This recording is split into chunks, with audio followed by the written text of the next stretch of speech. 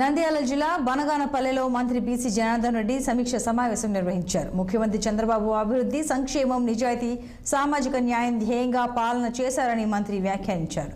చంద్రబాబు అక్రమ అరెస్టును ఖండిస్తూ 70 దేశాల్లో ప్రజలు, యువత సంఘీభావ ప్రదర్శనలు చేశారని మంత్రి తెలిపారు.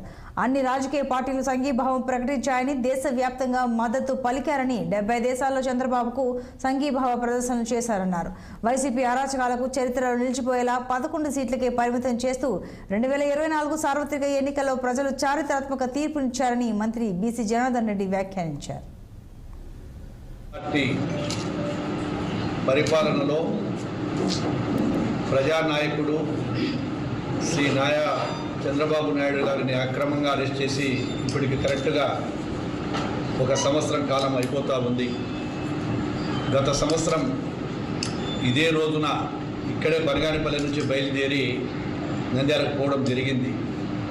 నంద్యాల నుంచి పోయిన తర్వాత అక్కడికి వెళ్ళి పబ్లిక్ మీటింగ్ పెట్టిన తర్వాత ఆ రోజు రాత్రి 12:30 గంటల తర్వాత నిద్రలో ఉండేటువంటి వ్యక్తిని తీసుకువెళ్ళి అరెస్ట్ చేయడానికి దుర్మార్గంగా ఆ రోజు రావడం జరిగింది.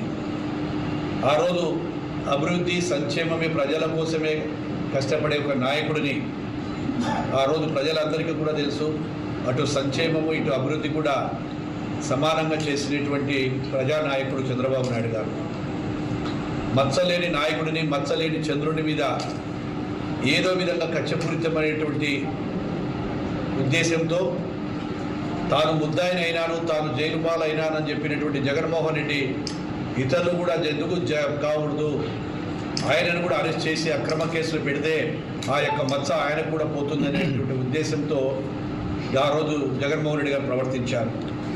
అదేవిధంగా చంద్రబాబు గారిని ఆ రోజు అరెస్ట్ చేసినప్పుడు హైకోర్టు కూడా వ్యాఖ్యానించింది. ఆ రోజు చంద్రబాబు నేరఘటనలో భాగస్వామ్యం ఉన్నట్టు ప్రాథమికంగా కనిపించడం లేదు. రికార్డులను పరిశీలిస్తే 22 నెలల తరువాత అరెస్టు చేయడం కరెక్ట్ కాదు అని చెప్పి బెయిల్ ఇచ్చేటప్పుడు విషయాలలో కూడా అప్పుడు కూడా మాత్రమే హైకోర్టు కూడా ఆ రోజు మాట్లాడడం జరిగింది.